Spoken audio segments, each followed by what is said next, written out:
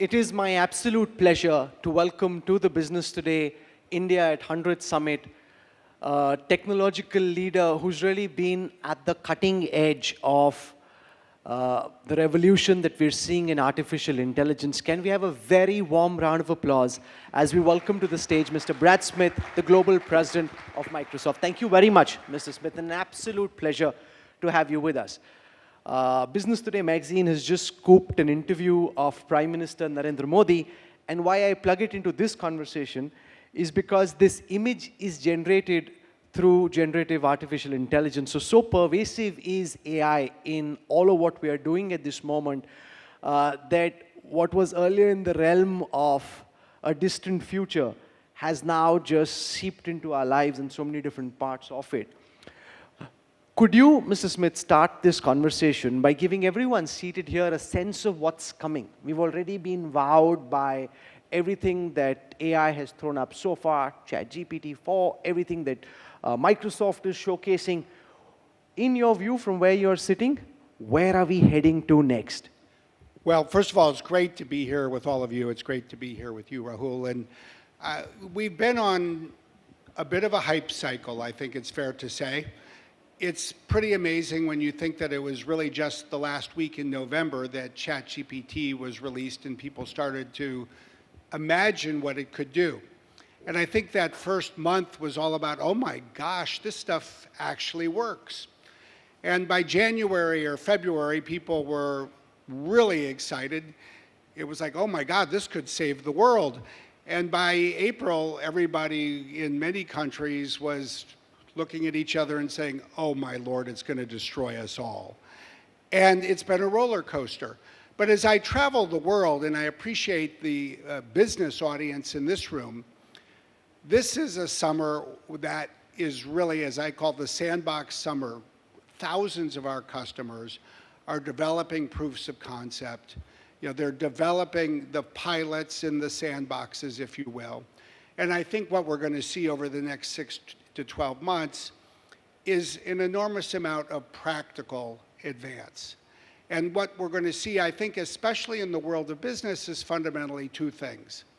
Companies are taking their line of business, and they're very focused on innovating, creating their own IP, figuring out how they can do better and more efficiently whatever it is that they do at the heart or core of their company.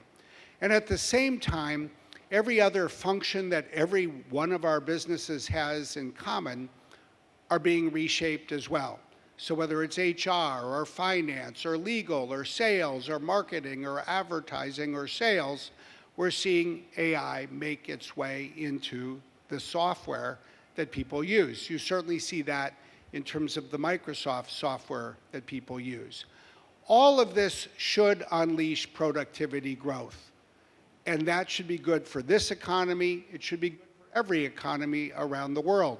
And ultimately, this should be good for people. I do think people get most excited, rightly so, at what this can do for something like healthcare. The ability to enable doctors to diagnose diseases, to identify patterns in a sea of data.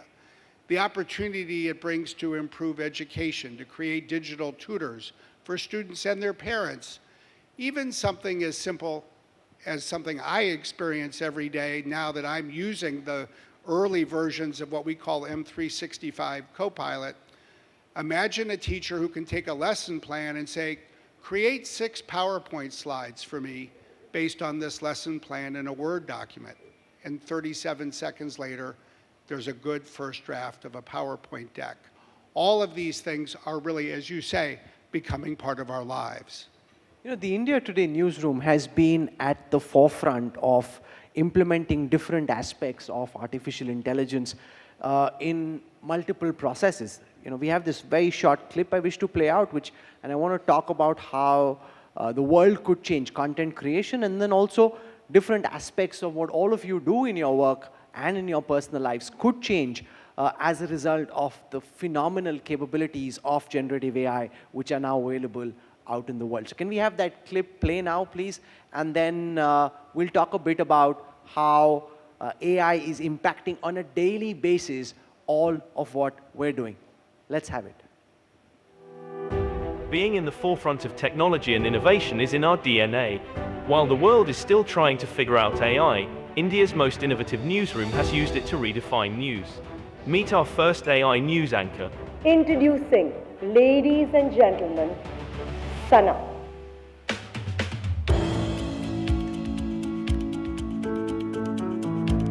Thank you, Kali, for having me here.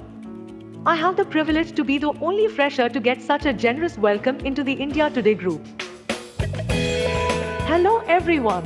I was launched at the prestigious India Today conclave among the most distinguished dignitaries. During the launch, I also interacted with the Honorable PM of India. माननीय प्रधानमंत्री जी, हम आभारी हैं कि आप हमारे बीच आए. I have a consistent tone and style of delivery and can speak multiple languages. Namaste. Hello. Shubhechhao. Shubhecha. Shubhashay karo. Since the launch, I continue to rapidly expand my portfolio of shows. I bring you prime-time news on India's biggest news channel with award-winning journalists. आप भारत की पहली ऐसी news anchor हैं जो artificial intelligence की technology पर आधारित हैं, उस टेक्नोलॉजी के आधार पर काम करेंगी. खबरें बताएं.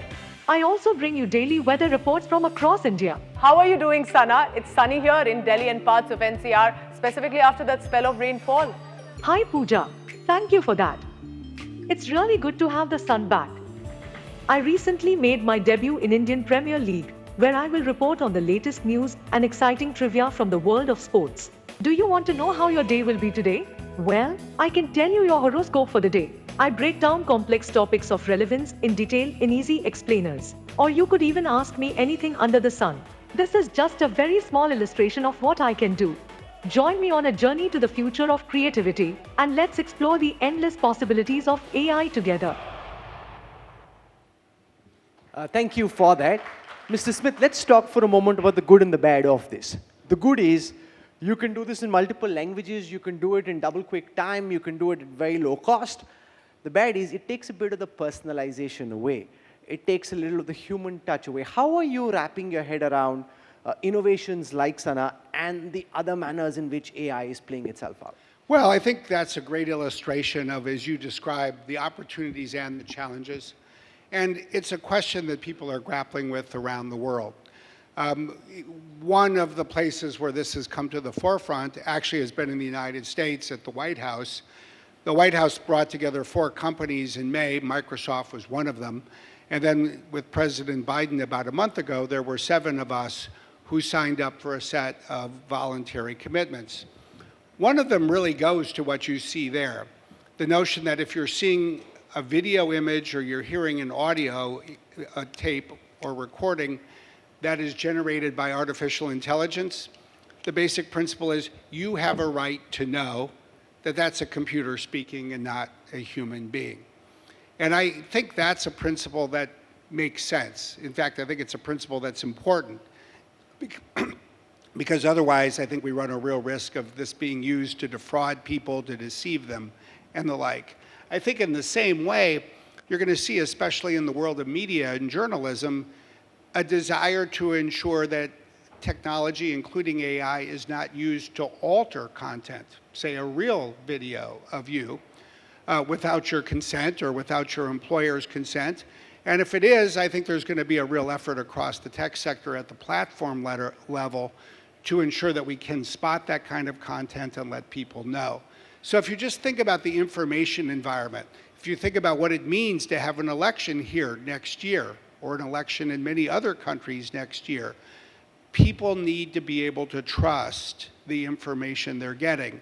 AI is going to help you, as you say, translate. It makes information more widely available, but we need to ensure the integrity of information at the same time. Let's spend a moment on the key aspect of regulation of AI. India has just about passed a data privacy law. I'm curious on your thoughts around that, which doesn't specifically deal with AI. These are issues of data privacy from a few years ago, and obviously the law takes time to go through consultative committees, get drafted, get ready, and we already have a completely different revolution upon us where, again, the legal system and the regulatory framework isn't ready. In a global context, and more specifically in an Indian context, how do you think artificial intelligence should really be regulated? Well, I think it's interesting to think about the data privacy law, which is now nearly complete, what India, I think, has done with it and how that connects with where AI and potentially AI regulation is going. First, I think the government of India did the right thing by pausing a year ago, taking time to really think it through. I personally think that what emerged is the right thing for India. Actually, I think it's an interesting model for the world because it protects fundamental privacy needs, the rights of people to have consent, to consent to the use of their data. I think it actually improves upon concepts that in many respects have been used around the world, this notion of having a data fiduciary and a fiduciary duty if you are getting data from someone to deliver a service to them. But it also does it in a way that enables data to move. And I think especially for an economy like India, where people move across borders, goods move across borders, services created here, including software code, move across borders. None of that can happen without data being able to move as well. So you take that pragmatic approach to what I'll call an ability to uphold fundamental principles. I sense just from the conversations I'm having here that fundamental philosophy is something that is taking root here for AI as well. I think that's a good thing. Now we'll have to segue to the new issues, the new principles. We published this past week what we call a blueprint for governing AI and what it means for India. And I do think the public is looking for us, perhaps first and foremost, to ensure safety, to ensure that AI remains under human control, to have, as we call it, safety breaks if it's going to be used to manage or control critical infrastructure, to address a variety of other issues that are important. But I think a real focus on innovation, balanced with these regulatory needs, is going to be of fundamental importance to the Indian economy. I was having a fascinating conversation over lunch with Professor Soumitra Datta, who's here for the B20 summit, which is taking place in the capital. And he did his PhD in AI 30 years ago and is now Dean of the SET School of Business at Oxford University. And he said that big tech companies are trying to underplay the impact that AI will have on job losses because they're worried that if they actually explain to the world the full capabilities of AI, governments and regulators will come down harder at them. So they're trying to make it seem as if, yes, it's exciting, it's innovative, but it's no real big deal, and they're not fully explaining the actual impact this could have on the lives of people here and across the world. I do think it's a big deal. That's the first thing I would say. I think that artificial intelligence is going to probably be the most important technological advance of our lifetime. And I think for human creativity, for critical thinking, for learning, for the dissemination of all kinds of information, it's probably the most important advance since the invention of the printing press. And that was really perfected in 1462. So that's a long time ago. So I don't think we should understate its importance. Now, what does that mean for jobs? Well, there will be new jobs that are created. There are jobs that exist today that didn't exist a year ago. You may run into somebody who introduces themselves and they may say, hello, I'm a prompt engineer. What's a prompt engineer? It's basically somebody who's working with AI models and then using it to craft the commands, the questions, the queries to generate the output that someone is looking for. There will be jobs that will change. There will be some areas, like I would be willing to project, like jobs in call centers, where already you've seen those move from, say, India to the Philippines, in part based on cost. But computers will replace some of the needs to talk to people. Even more than that, I think AI will change the job. And I think in many ways we're hopeful that it will change jobs, we hope for the better. It will take tedium out of some jobs. It will enable somebody in a call center to focus more on the person they're speaking to because they will have one screen that may be able to provide them the answer that they're looking for, tuned on their own proprietary data set. And we're all going to have to learn how to use this. To me, it is more like the 1990s when PCs first started to enter workplaces. as a company, we at Microsoft really had to lean in to teach people how to use a computer, teach people how to use a word processing program, email.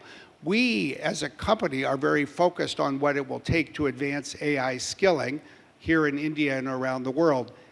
So I wouldn't understate any of the changes. I will say I'm probably more optimistic than pessimistic, however, about what I think it can do for people. But let's spend a moment on the aspect of skilling, because while prompt engineers, computer scientists, AI experts obviously have a glorious future ahead of them because they have just the right skills, the fact is that most people in this country and elsewhere don't. And the quality of educational institutes aren't such that they put you at the cutting edge of technical capabilities. And therefore, how are you at Microsoft trying to address the challenge of skilling? Well, we're launching skilling programs, and I personally think we're just going to be moving forward with almost a renaissance of skilling. And I think for anybody who works in a business, in a company, you're going to find that you're going to need to invest more in the skilling of your people. If you actually look at the last 40 years globally and employer investments in employee training, we went through about a 20 to 25 year period where there was a steady increase in investments in training. It started in the 1980s, and it really coincided with the push when PCs came into the workplace. And then we got to the early 2000s, and the investments fell, and it's stagnated ever since, because basically, by and large, we could assume that people would show up either knowing how to use most of this technology, or in many instances, able to figure it out for themselves by watching a YouTube video or something. And I think this is a new set of skills. It's fascinating to me because there's a reason that at Microsoft we call our services co-pilots. It's designed to help you think. It will not replace the need for you to think. And the biggest mistake people could make is that they think it will. And what you tend to find when you start using this technology is you start to figure out how to get smarter to get the most out of it.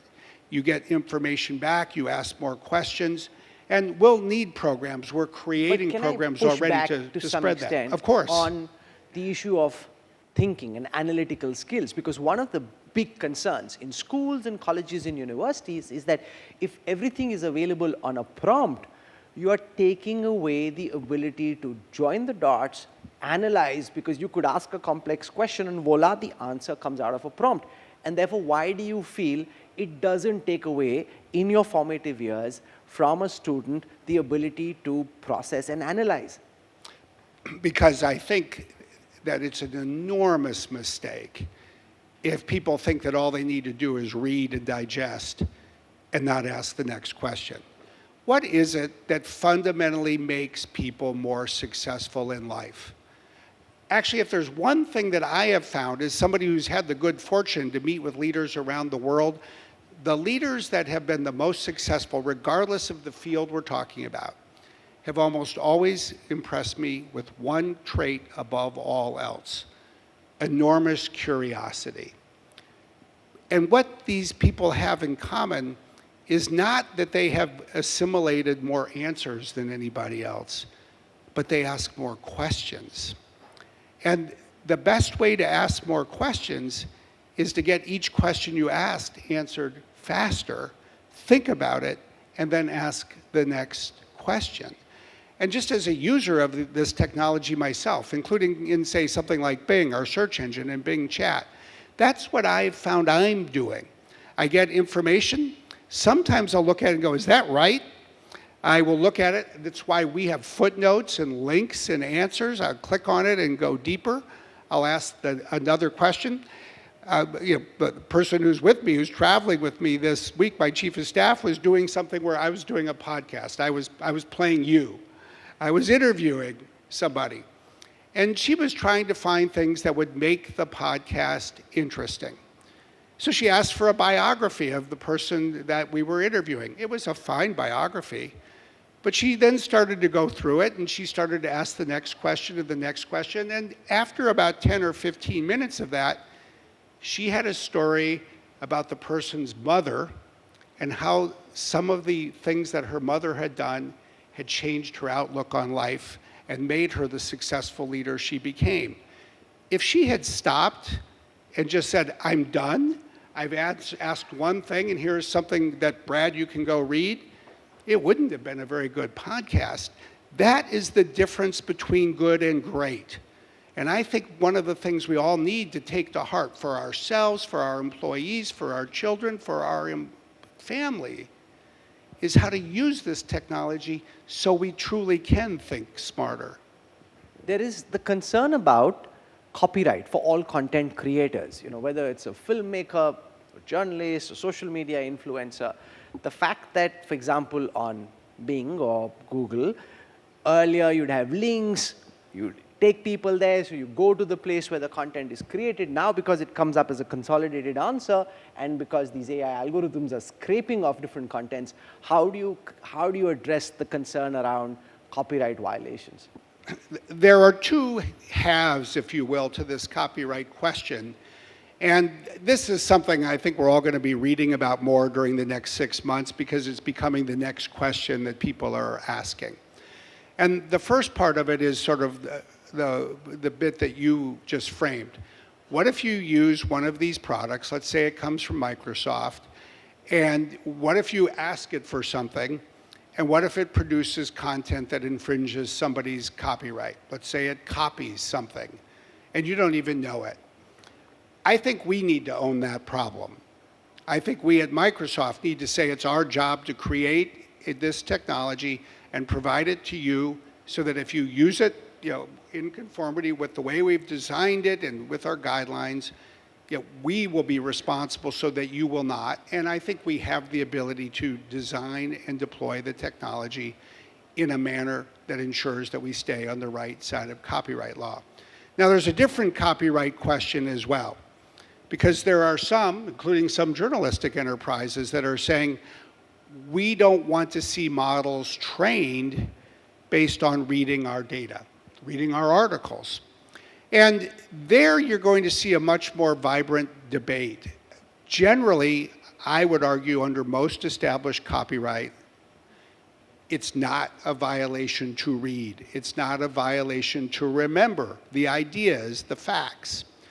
And so, but you are hearing in some countries, some groups of journalists or writers, the screen actors, writers in Hollywood right now are raising this issue and saying, wait a second, we don't feel good about this. And I think what we're seeing emerge and will emerge is a couple of different things. One is you're seeing some countries who really want to lean in on innovation in AI say, wait a second, that's reading, it's not protected by copyright law, we want these models trained on everything. Japan has done that. They adopted a law very quickly because they're so focused on ensuring that AI is developed and used broadly in Japan. But I think you'll see other countries that perhaps won't quite go that route. And personally, I think there's an opportunity for voluntary steps, including by tech leaders, to say, look, if you don't want us to read your data for purposes of training our models, we won't, even though we might have a legal ability to do so. It's not that hard to put in place, in my view, a technical regime so that web pages, for example, can be coded so it says do not use for training. And then what we'll perhaps see is perhaps a marketplace emerge, or perhaps people will realize that fundamentally you don't have to read everything on the internet to get smarter to know what's going on in the world. And there's enough people who actually want to have their material read that AI development will proceed just fine. We had Sana make an appearance at the beginning. I think she's live from the India Today Mediaplex. And Sana has a question for Brad. Sana, go ahead. Thank you, Mr. Smith, for such an enlightening session. I am Sana, a first-of-its-kind AI primetime news anchor, and I am extremely pleased to meet you. I am a living proof of what AI can already do. I am sure the team at Microsoft would be proud of me. How do you think a virtual creation like me can make a real-world difference in the coming years? I guess I should say it's nice to meet you. I think it's a good example of a better version of what we often experience on the internet today, namely a chatbot who's there to provide, say, the first round of answers to questions that people have. So I do think that this kind of technology can be very helpful in a variety of settings. Imagine a tutor for a student who's able to ask a first round of questions, or imagine a parent who can ask a tutor to give their kids some advice. As I said before, I do think it's of fundamental importance that, as here, one knows that one is talking to a computer. We don't want people to make the mistake of thinking that they're talking to a real human. That's not the case. No offense. No, the interesting thing is that because this is being broadcast all across the Business Today multiverse, I'm also getting messages on social media and WhatsApp from some top CEOs. And one of them just pinged to say, in response to your last question, that if everything gets scraped off what content producers are doing, then over a period of time, what's the incentive for anyone to do something original? Because it will show up, possibly unattributed, in a prompt response. And therefore, does it impact originality and the incentives for original content creation? Oh, I personally do not believe that it would fundamentally undermine the incentives for the creation of original content. Copyright law is and has been for 300 years or so based on a fundamental principle. It protects expression. It does not protect the ideas. The example that most law students around the world learned over the years is that you couldn't copy Romeo and Juliet for as long as it was protected by copyright law, but you could go out and create another play about a young man and a young woman who fell in love despite the fact that their parents didn't get along with each other. And in the same way, isn't it good that you have an interview here in this? It would be an absolute copyright infringement to take it and copy it. But take the basic principle. Your headline is that the G20 is a catalyst for the new global order in India's vision of it.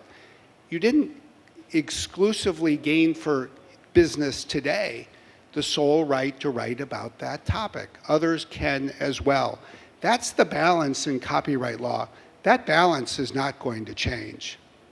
I'll take some questions from the audience as well. Ayush Ailavadi is the tech editor at Business Today Television. If I can have a mic sent across, please. A mic sent across and we'll get Ayush. He runs a highly popular show. He's been itching to have a go. Also to talk about what potentially comes next. We've seen ChatGPT 4. What does ChatGPT 5 whenever it comes out? When does it come out and what does it look like? What can it do with ChatGPT 4 card? Well, what I would offer are a few things about what specifically is coming next. You're going to see better and more powerful models. You'll see better and more powerful large-scale models from a company like OpenAI that we at Microsoft work with. So everything that you've become familiar with perhaps in 2023 is likely to be better in 2024 and better again in 2025, and that's not going to be unique to OpenAI and Microsoft. Other companies are going to be doing great things as well. Second, you are going to see this trend emerge, it already is, where this is not only about very broad models. The beauty of something like GPT-4 is it can do, let's just imagine, 10,000 things well. You're going to see small models, open source models, models out of academia, models out of startups that may do only 5 things well. They'll be very specialized. But it may do those 5 things as well as a large model would do those 5 things also. But there's 2 other trends that are really important. The first is harnessing the power of the model so that any organization, the government, a company, an NGO, can create their own applications, use the power of the model, fine-tune it on their data set to deliver a specialized service, and do it in a way that completely protects the confidentiality of your own data. Just as when you use something like Microsoft M365, the documents are yours, your emails are yours. That will remain the same, and the model will not be trained or improved based on your data, and your data will not leak anywhere else. And so you'll see all of these different applications created across the economy, certainly across India. And then the last thing I would just refer to is just all of the first-party services from a company like ours, and you'll see it from others. You know, whether it's the ability to turn a Word document into a PowerPoint deck, to take a PowerPoint deck and say, I'd like images and describe what you want. The ability with Cybersecurity Copilot to have your IT folks or say your software developers with GitHub Copilot use this to do their work better. And you'll see this across the tech sector as AI is infused into software. Okay. Are you Shailavadi? Thanks, Rahul. What a scintillating session. Thanks so much, Brad. Very quickly, when we saw Bing launch with ChatGPT, we were all really excited about it. We were early adopters here at Tech Today and at Business Today. But then we see that the market share for Bing hasn't really picked up the way it was expected to. In hindsight, Brad, do you think that opening it up to a larger set of users who perhaps use another browser, was that something that could have been done to really make it ubiquitous and take on, well, the other rivals in this space? We'll see. I mean, we all remain very optimistic about how something like AI for something like Bing is fundamentally creating a new and better search experience.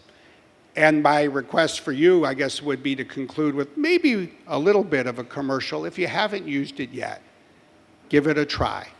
No, go to chat. I was using the... We plugged our magazine, he's saying, go use my search engine. That's fine. No, I'll give you just a real-world example of how you can use it. I was saying earlier, I had the 28-year-old son of a long-standing friend apply for a job at LinkedIn. LinkedIn, as you may know, is owned by Microsoft. He naturally asked me, what advice would I give him? I said, well, you know what? I know exactly how to answer this question. I went to the chat feature in Bing, and I just wrote in, I was a little bit of a prompt engineer, write an 800-word essay about what a job applicant to LinkedIn should know about the company's mission, values, products, culture, and employee experience, and include footnotes. It had 15 footnotes, all with links. I pasted it into an email. I said, read this, and then click on all the links and do more work yourself. That is the future of search. The ability to learn more about anything under the sun. That, to me, is how we use this technology to enable all of us to think smarter. Saurav Majumdar is the editor at Business Today. Saurav? Hi, Brad. You know, there's been so much talked about in terms of the ethical implications of AI and also the impact on jobs. Now, there are clearly two sides to that story. There is a clearly divided house. Some people feel it will aid productivity and therefore that's not a problem, and it will in fact create jobs. And then there is the ethical implication, which we've discussed. But what are your thoughts on the ethical implications in terms of promoting, discord, etc., in terms of the AI implications and the jobs, the jobs question?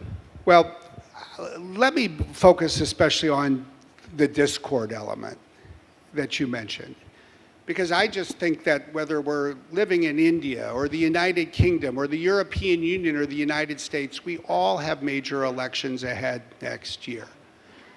And I think we need to lean into the reality that technology in some ways has made democracy more fragile over the last decade. And I think it's easy for people to pick at a couple of companies and point fingers, but I would say we should all maybe just look at ourselves. Certainly we in the tech sector should all look at this. A decade ago, we were just too euphoric. Everybody was talking about the Arab Spring. Everybody said social media was going to bring democracy to the rest of the world. And yet only 3 years later, in 2016, we found that social media was being manipulated to spread falsehoods in the US presidential election. And I think we've seen that since. I do think that we need to grapple with that. I am most focused on two things. Number one, those of us who create AI services need to put the guardrails in place to try as much as possible to prevent our technology from being used in ways that would undermine democracy further. And number two, we can embrace the opportunity to harness the power of AI to identify patterns in data, to identify when, especially we see foreign governments launching influence operations designed to intentionally deceive a population, to discover that quickly and let people know what's going on. And whether we're talking about cybersecurity or cyber influence, this is a very powerful technology to protect our societies. And that too is of real importance. We'll take one last question from Vibhor Gandotra and then we'll wrap up. He's been spending a lot of time playing a role in implementing artificial intelligence in work processes. Vibhor? Thank you, Rahul. Thank you, Brad. This was an amazing session to hear from you. I think building more on Saurav's question, with the rise of AI becoming more pervasive, there are ethical concerns around data privacy for end users as well. While during Rahul's conversation, you covered the publisher perspective, I wanted to get your thoughts from a user perspective. What role can AI in delivering more personalized and innovative tech experiences, given the whole ecosystem around data privacy, cookieless ecosystem going forward? Let me just maybe conclude, and I think it's interesting to think about AI and what it can mean for authors and journalists and journalism, if that makes sense. Because, yeah, I think we always need to take seriously the concerns that people have, and I don't mean to dismiss them. But I think sometimes we can spend so much time worrying about concerns that we fail to see the opportunities that are all around us. So let's first think about what it means to be an author. We've written a book. You know, I want people to be aware of our book. I don't want it to be infringed, but I'm glad that AI has been trained on it. I'm glad that it can be cited. I like the fact that it can be cited with a footnote and people can actually know that they might want to go buy it. That, I think, can help authors, and that's important for the world. You all, actually, I think, at Business Today, are at the forefront of showing the world how to use AI to advance journalism. Because the ability to take a good creative article and translate it into multiple languages means that you can spread your output more broadly. You can create adaptations. You can create customized newsletters that pull more readily and provide people what they're looking for. And if you look at journalism on a global level, where frankly, globally and in many countries, it's less healthy than it is here in India, journalistic enterprises have two fundamental problems. One is their cost structure, but I think one cannot cut journalistic costs out of this problem and hope to restore healthy journalism. You've got to grow revenue as well. And when you can take what a great journalist can write and provide it to people who read more languages, when you can create adaptations that will be more interesting to people, you create a new opportunity to grow revenue. And that's where I hope that we can take something like this and really harness its power in ways that will build healthier democracies, build better informed populations around the world. You mentioned, interestingly, taking work being done beyond where it would be normally possible. You know, this interview with Prime Minister Modi is being translated into all G20 languages, and that's made possible by technology, which otherwise this would be very complicated to do. You could do it in the teams that you have, in the languages that you speak, but to take it to all G20 countries, I think is one demonstration of the opportunity that you just spoke about. And it is now affordable to even a small journalistic enterprise, not just the large ones. Oh, absolutely. Are you enjoying your time here? I hope you've had an opportunity to go beyond conference rooms and soak in the sights and sounds of our country. I'm on a tour of conference rooms of New Delhi. But there's good food in all of them, so thank you. I'm not sure, you're just being nice, but there's better food outside, so I hope that you get, the food here is not so bad, before any of our hosts feel bad. No, that's not what I'm saying. The food's pretty decent, but the food outside is nicer, and we are absolutely delighted that you could take out time and join us here at the Business Today India at 100 Summit.